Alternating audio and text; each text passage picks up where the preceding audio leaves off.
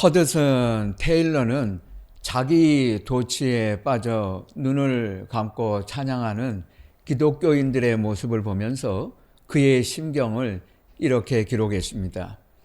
줄을 이은 의자 위에는 멀쑥하게 차려입은 사람들, 부유한 장사꾼들, 잘 차려입은 사람들로 가득 차 있다. 하지만 이런 위선적인 분위기가 내 가슴을 아프게 한다. 수많은 사람이 그리스도를 알지 못해서 멸망하는 때에 기독교인들이 자기 요람 속에 축 묻혀서 기뻐하는 모습은 참을 수가 없다. 나는 홀로 심각한 영적인 고민에 빠져 모래사장을 헤매면서 자발적으로 나아갈 일할 24명의 일꾼을 달라고 기도했다. 오늘날에도 논쟁이 되는 침묵은 엔도 슈샤쿠가 실화를 바탕으로 쓴 소설입니다. 도쿠가와 시대에 예수님이 그려진 널빤지를 발로 밟게 해서 기독교 신자를 색출했습니다. 이를 일본말로 후미에라고 했습니다. 밟고 지나가면 살려주고 거절하면 처형을 해버렸습니다. 포르투갈 예수의 소속 신부 페레이라는 후미에를 행하고 배교자가 되었습니다. 이 소식이 멀리 로마 교황청까지 전달이 되었습니다. 진위를 확인하고자 그의 제자였던 로드리고와 가르페가 일본에 잔입했다가 붙잡히고 말았습니다. 가르페는 후미에를 거절하고 순교했습니다. 하지만 로드리고는 만일 후미에를 행하면 다른 신도는 살려주겠다는 말을 들었습니다.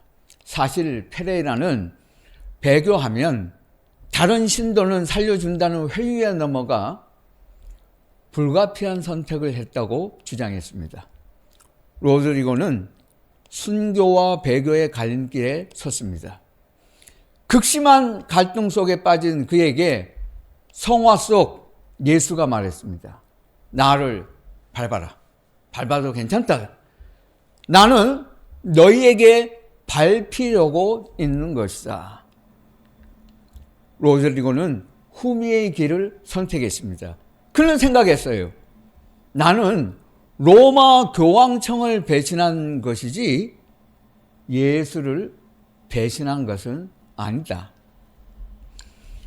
후미에를 거절하는 건 예수님을 위한 순교가 아닌가요? 성화니까 이건 사진일 뿐이에요. 그림일 뿐입니다. 우상이니까 밟아도 괜찮다 이러면 끝나는 것입니까? 그게 전부입니까? 그러면 여러분, 십자가는 나무로 만든 상징입니다. 저거 갖다가 불쏘시개로 쓰면 그래도 괜찮아요? 성경책은 종이로 만든 책입니다. 이 성경책 다 갖다 불태워버릴까요? 왜 상관없죠? 이건 종이책이니까. 만일 모든 크리스찬들이 나무 십자가를 불태우고 마구 부수고 성경책을 찍고 불태운다면 세상이 뭐라고 하겠습니까? 또한 신실한 그리스도인들은 성경을 불태우거나 십자가를 버리지 않겠다는 사람들은 버리고 불태운 사람들을 향해서 뭐라고 말하겠습니까? 여러분이라면 어떻겠어요? 성화를 밟아서라도 남을 이웃을 구해야 했다는 건 본질이 아니에요. 본질은 다른 데 있어요. 페레이라와 로드리고는 다른 신자를 지키지 못했습니다. 후미에 이후에 페레이라와 로드리고 두 사람의 행적은 그들이 들었다는 성악 속 예수의 음성은 거짓이었으며 그들의 신앙도 진실하지 못했다는 것을 보여주었습니다. 일본 여자와 가족을 선사받고 페레이라와 로드리고는 일본 황실에 협조하면서 꽃길만 걸었습니다. 그들은 예수 신앙을 위해 목숨을 걸지 않았어요. 짠맛을 잃은 소금이 되어버렸습니다. 이 두 사람이 쉽게 배교하는 모습을 보고 남은 신자들도 쉽게 교회를 떠나버렸습니다. 아, 별거 아니네. 뭐 저런 사람 성화 밟아도 된다고 하네. 기독교 신앙? 별거 아니네. 버릴 수 있네. 이렇게 악영향을 끼쳐서 나머지 사람들도 다 예수를 떠나게 만들어 버렸어요. 본질은 여기에 있어요. 작은 것을 양보하면 큰 것을 양보해야 되고, 그 다음에는 더 큰 것을 내줘야 되고, 그 다음에는 전부 다 내줘야 되고, 그 다음에는 예수도 버리게 되는 것이에요. 만일 두 사람이 옳았다면 지금쯤 일본은 세상에서 가장 예수를 잘 믿는 사람들이 많이 남아 있어야 했었어요. 그런데 열매가 없잖아요. 결과가 없잖아요. 일본의 로만 가톨릭 교회는 완전히 죽어버렸어요. 왜? 이런 사람들의 전철이 있었기 때문에. 정반대 이야기가 있습니다. 서머나 교회 감독이었던 폴리캅은 86세에 순교당했습니다. 하지만 그는 무사람들로부터 많은 존경을 받았어요. 로마 장교들도 그를 존경했습니다. 화형을 집행하는 집행관이 말을 했습니다. 선생님을 어떻게 처형할 수 있습니까? 그렇게는 못합니다. 너무 두려워서. 그만큼 폴리캅은 큰 사람이었거든요. 훌륭한 인물이었거든요. 선생님을 제가 어떻게 감히 불지를 수 있습니까? 부탁입니다. 제발 말로만 예수님을 모른다고 딱 한 번만 말씀해 주세요. 그런 다음에 여기서 풀려나가지고 어디 가서 몰래 예수 믿으면 되잖아요. 아무 문제 없잖아요. 예수를 믿지 말라는 게 아니니까 여기서 그냥 말로 모른다고 잠깐 하세요. 그러나 폴리캅은 말을 했습니다. 주님은 86년 동안 나를 모른다고 단 한 번도 말씀하신 적이 없다. 나를 배신한 적이 없는데 내가 어떻게 하나님을 모른다고 한 번 말할 수 있겠느냐. 그럴 수 없다. 나를 죽이라. 그래서 그는 장작더미 위에서 장렬하게 순교했습니다. 그 때문에 초대교회는 부흥을 했어요. 야고보가 순교하고 바울이 순교하고 폴리캅이 순교했기 때문에 스데반이 순교했기 때문에 초대교회는 불길처럼 일어났고 로마 기독교인들은 세상을 정복할 수 있었어요. 이처럼 기독교 신앙은 순교의 피를 먹고 자라는 것입니다. 배교자들은 오늘날 한국교회의 어떤 기독교인들은 좋은 시절의 신자가 되면 나도 믿음을 끝까지 지킬 수 있습니다. 이런 구차한 변명을 늘어놓습니다. 그런 소리는 아무나 할 수 있어요. 좋을 때는 열렬하게 예수님을 열정적으로 믿는 것처럼 하다가 조금 어렵고 힘들 때는 슬그머니 사라지는 자들, 배교자들이죠. 이런 사람들을 보고 오늘 예수님이 말씀을 하셨습니다.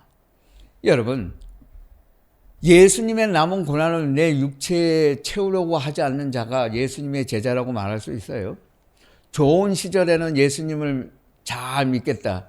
힘들 때는 내가 조용히 있겠다. 이런 사람이 예수님의 제자라고 말할 수 있습니까? 이런 사람 믿지 마세요. 문제가 해결되고 나면 내가 열심히 섬기겠습니다. 사업이 성공을 하면 나중에 가서 내가 하나님께 열심히 신앙생활하고 헌신도 하겠습니다. 나중에 가면 내가 좋은 시절이 오면 세상이 좋아지면 내가 하는 일이 잘 해결이 되고 나면 그때 가서 제가 열심히 믿겠습니다. 이런 사람 순전히 거짓말쟁이들입니다. 믿지 마세요. 예수님은 제자들과 함께 예루살렘에 입성하셨습니다. 입성한 다음 베다니에서 하룻밤을 보내셨어요. 그 다음날 다시 예루살렘으로 돌아오는 길에 허기지셨습니다. 시장길을 느끼셨고 약간 떨어진 곳에 있는 잎이 무성한 무화과나무 한 그루를 보셨습니다. 가까이 다가가셨어요. 먹을 것이 좀 있나 해서 살펴보셨더니 아무것도 없어요. 예수님이 이 무화과나무를 저주하셨습니다. 그런데 이상한 것이 있죠. 무화과 철이 아니라고 했잖아요. 무화과 열매 맺을 때가 아닌데 예수님도 과하시지 여기서 열매를 찾겠다고 하시면 되겠어요? 그런데 예수님은 가차없이 이 나무를 저주하셨습니다. 성경을 읽을 때 참 이해하기가 어렵습니다. 예수님이 굳이 이렇게까지 하셔야 하는가? 이건 좀 지나치시지 않나? 성경을 읽어보고 이 무화과나무 비유를 읽을 때마다 저는 생각을 해요. 예수님께서 왜 이상한 일을 벌이셨을까? 도대체 무슨 마음으로 예수님께서 이렇게 하셨을까? 하는 생각을 늘 지울 수 없어요. 그러면서 이 성경을 묵상하고 곱씹어 보곤 합니다. 철이 아닌데 예수님께서 열매를 원하셨고 열매가 없어서 저주하셨습니다. 같은 마가복음 5장에 보면 예수님께서 돼지떼를 익사시킨 사건이 있었어요. 그 일을 제외하면 성경 전체에서 자연을 파괴하신 행위는 이게 유일합니다. 예수님의 능력이라면 무화과나무도 되살릴 수 있으시잖아요. 예수님이 그거 못 하시겠어요? 바다의 물을 잔잔케 하시는데 죽은 자를 살리시는 분인데 물이 포도주가 되게 하시는 분이잖아요. 포도나무를 살릴 수 있는 분이라면 무화과나무 하나쯤이야 예수님이 다시 회복시켜 주셔서 살려주시면 되잖아요. 그런데 왜 그렇게 하지 않으셨을까? 예수님은 오래 예수를 믿은 신자의 마음속에 숨겨진 영적인 실체를 폭로하시려고 무화과나무를 저주하셨어요. 구약성경에서 무화과나무 하면 하나님께서 선택하신 이스라엘 공동체를 말합니다. 신약성경에서 예수님이 말씀하신 무화과나무는 예수님을 믿겠다는 사람들을 말하는 것이에요. 바리새인들, 교회에 오래 다닌 사람들을 무화과나무에 비유해서 말하고 있습니다. 예수님은 예수를 오래 믿었다고 하나 그 속에 감추어진 실체, 진면목을 폭로하셨습니다. 그래서 드러나게 하셨어요. 예수님은 이것을 말씀하시려고 무화과나무를 저주하셨습니다. 이 무화과나무는 3월 말에 접어들게 되면 잎이 드러나기 시작합니다. 한 주 정도 지나면 잎이 무성해져요. 그때 이 무화과나무에 작은 알갱이 모양이 주렁주렁 달려요. 그걸 타크시라고 부릅니다. 이걸 팔레스타인에서는 타크시라 그래요. 앞서 돋아나는 꽃 이상을 말하는 것입니다. 이게 아직 무화과 아니에요. 이 타크시는 초록색 아몬드 크기만큼 자라요. 그러면 사람들이 배고플 때 그걸 따먹어요. 예수님이 이걸 따먹기를 원하셨던 것입니다. 약 6주가 더 지나면 이 타크시가 딱딱한 것이 완숙하게 되고 그러면 진짜 완전한 형태를 가진 무화과가 되는 거예요. 그러면 나무에서 떨어져요. 그건 정말이지 단 것이고 완전히 익은 무화과 나무 열매입니다. 이 무화과 나무는 타크시가 있어야 하는데 그걸 없고 잎만 무성했어요. 이렇게 되면 팔레스타인에서 사람들은 생각했어요. 이 무화과 나무는 쓸모없다. 열매 맺지 못한다. 징조였습니다. 예수님은 잎만 무성하고 타크시는 없는 무화과 나무를 저주하셨어요. 이 무화과 나무는 도대체 무엇이 잘못이었습니까? 열매가 없는 것까지는 괜찮아요. 열매가 없으면 훈련 받으면 돼요. 그런데 없으면서 있는 척 했다는 게 이게 하나님 보실 때 악이라는 거예요. 없으면 없다 하고 인정을 해야 되는데 이품무성해. 내가 믿음이 없으면 믿음이 없다고 말을 하면 돼요. 내가 믿음이 연약하면 나는 연약하다고 인정하면 돼요. 그런데 그걸 인정하기 싫고 감추려 하고 속이려 하고 믿음이 없으면서 믿음이 있는 척하고 믿음이 연약하면서 강한 척하고 예수님을 믿지도 않으면서 믿는 척하는 기독교인, 무화과나무 교인입니다. 예수님은 이것을 지적하신 거예요. 무화과나무 기독교인이란 어떤 자들입니까? 하나님을 모욕하는 자들입니다. 하나님을 모욕하는 자예요. 여러분, 지갑 속에 사랑하는 사람 사진 넣고 다니면서 보는 사람들이 있죠. 성경책 갈피에 사랑하는 배우자나 가족 사진을 넣고 다니는 사람도 있죠. 제가 아끼는 성경책 제일 첫 페이지에 제 아내하고 저희 아이들 사진을 넣고 다니면서 보거든요. 자동차 운전대 앞에 있는 대시보드에 가족 사진 걸어두는 사람도 있잖아요. 우리는 익숙하지 않아요. 문화가 좀 다른데 우리는 손목시계, 요즘은 뭐 손목시계도 잘 보지 않습니다. 스마트폰이 있어서. 서양 사람들은 회중시계를 참 좋아해요. 양복이나 품속에 품고 있다가 꺼내서 보는 거 있잖아요. 뚜껑을 열면 시계가 있죠. 그런데 그 안에 사랑하는 사람 이니셜이 새겨져 있거나 사랑하는 사람 사진이 들어가 있어요. 이 뚜껑을 열고 한 번씩 보는 거 아니에요? 늘 내가 소중히 여기는 사람 간직하겠다는 것 아닙니까? 만일 누군가가 이거 함부로 훼손하면 가만히 있겠어요? 내가 세상에서 가장 사랑하고 아끼는 사람이 있는데 만일 그 사람은 누군가가 욕을 한다면 여러분 가만히 있겠어요? 케임브리지 대학을 수석으로 졸업했던 헨리 마틴은 온유한 성격의 소유자였습니다. 그러나 그는 누구든 예수님을 모욕하는 말을 들으면 참을 수 없었습니다. 그는 말을 했습니다. 예수님이 영광을 받지 못하신다면 나는 그것을 참을 수가 없어. 예수님이 경멸당하시는 모습은 그건 내게 지옥과 같은 것이요.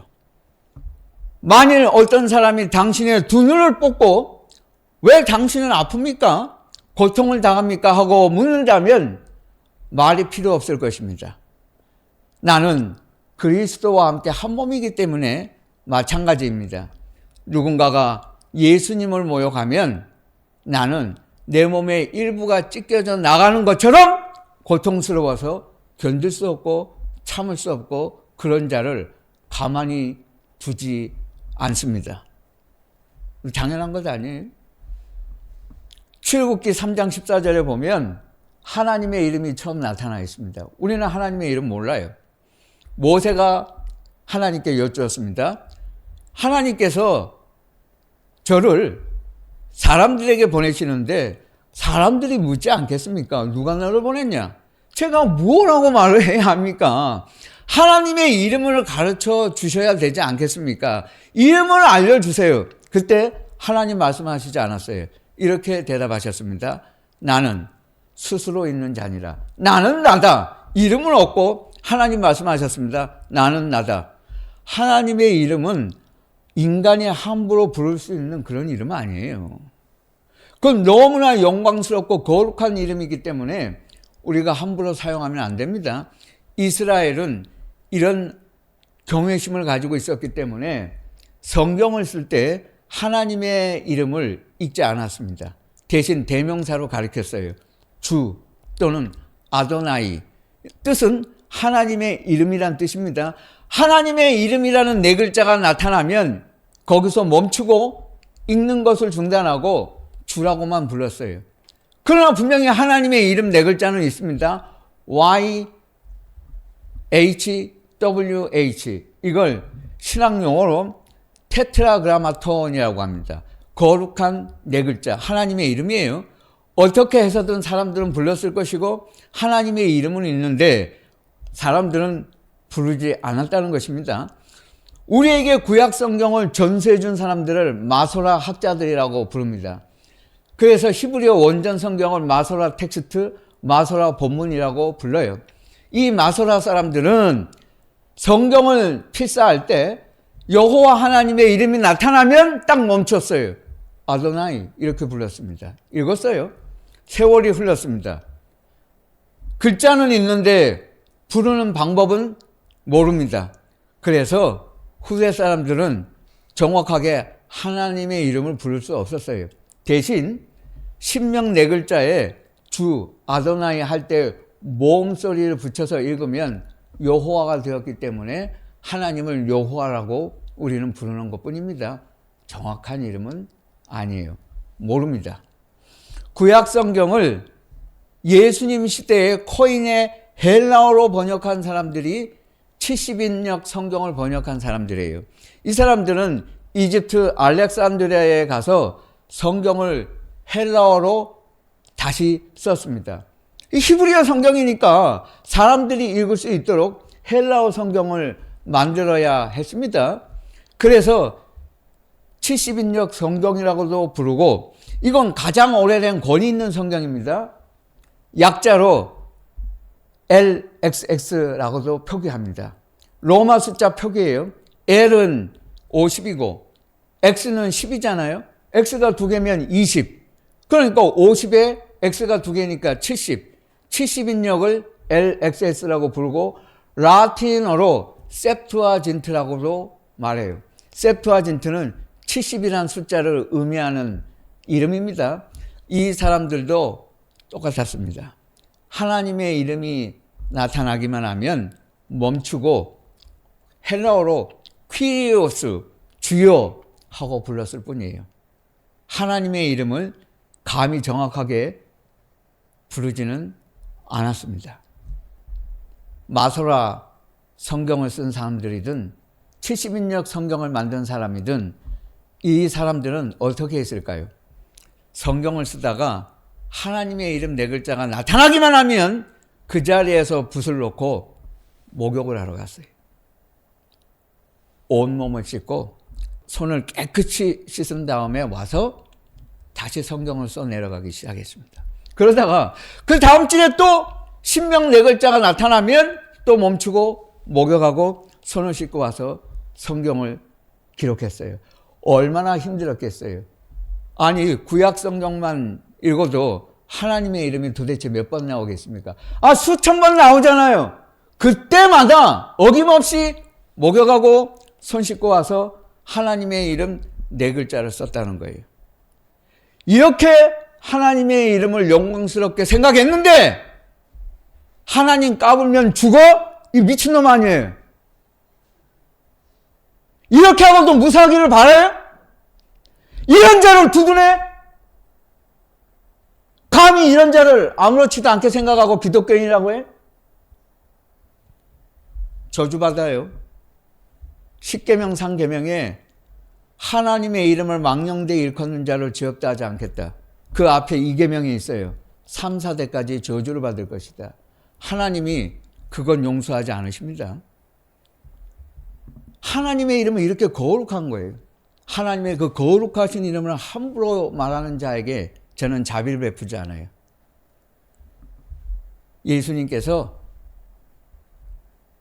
주기도문을 가르쳐 주실 때 그 첫 번째 기도가 이것이었습니다. 하늘에 계신 우리 아버지, 이름을 거룩하게 여김을 받으시오며. 기도는 다른 게 아니에요. 하나님의 이름을 거룩하게 생각하는 것. 그래서 기도할 줄 모릅니다. 괜찮아요. 하나님, 당신의 이름은 거룩합니다. 아멘. 이것만 해도 충분해요. 완벽한 기도입니다. 버림받은 사울과 사랑받은 다윗의 차이점이 뭐예요? 사울은 블레셋이 하나님의 이름을 욕보했을 때 가만히 있었어요. 다윗은 참지 않았어요. 저 블레셋이 하나님을 모욕하는도다. 그가 골리앗을 쳐 죽인 것입니다. 하나님의 이름이 모욕을 받을 때 가만히 있지 않았던 다윗의 마음, 그것이 믿음이었고 용기였습니다. 하나님의 이름을 가볍게 생각하는 자들은 기독교인이라고 부를 수 없습니다. 무화과 나무 기독교인이란 바로 이런 자들을 두고 하는 이야기입니다. 무화과 나무 기독교인이란 하나님의 말씀에 반응하지 않는 자들이에요.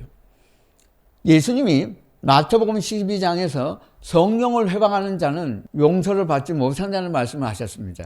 이건 무슨 뜻이에요?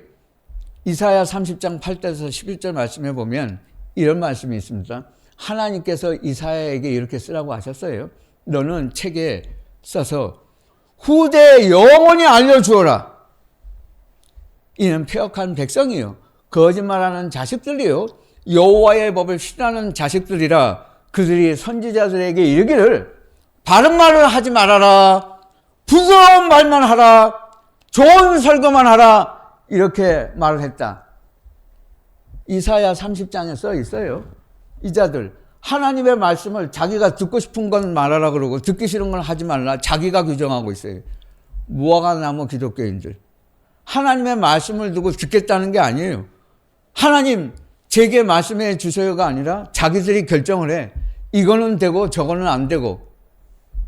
성령을 회방하는 자들입니다. 무화과 나무 기독교인들은 돈을 사랑하는 자들이라고 예수님이 말씀하셨어요. 누가복음 16장 14절에 보면 바리새인들은 돈을 좋아하는 자라, 이렇게 말씀하셨습니다. 국가조찬 기도회가 있잖아요. 박도준 목사님이 왜 나라가 어수선한데 목사들이 바른 말을 안 합니까? 하고 화가 나서 말씀을 하셨어요. 내가 죽기 전에는 말을 해야 되겠다 하고 사람들한테 물어봤대요. 왜 당신들 말을 똑바로 하지 않느냐고. 그랬더니 이유가 돈 봉투 받아서, 조창기도에 오면서 목사들이 돈 봉투 받고 왔어요. 그러니까 아무도 옳은 말을 하지 않는 거예요. 여기서 다 걸려 넘어가요. 돈 때문에 걸려지는 사람, 이런 사람들은 그리스도인이 될 수 없습니다. 오스왈드 챔버스는 주님은 나의 최고봉에서 그리스도의 책임은 다른 사람들 속에 똑같은 표준을 재생산하는 것이다 라고 말했습니다. 하나님의 요구하시는 표준이 있어요. 그런데 자기들이 요구하는 표준을 말하는 자들이 있어요. 하나님께서 우리에게 요구하시는 그 표준을 재생산하는 것, 그것이 그리스도인의 사명입니다. 똑같은 표준을 심어야 돼요. 그리스도인의 삶 속에서 하나님께 전적으로 복종하기까지 사람들을 제자화하는 것, 그것이 하나님께서 우리에게 명령하신 사명이었고 우리의 소명입니다. 성도 여러분, 하나님께 전적으로 드려진 한 그리스도인이 단순히 각성된 수백 명의 교인보다 훨씬 더 가치가 있습니다.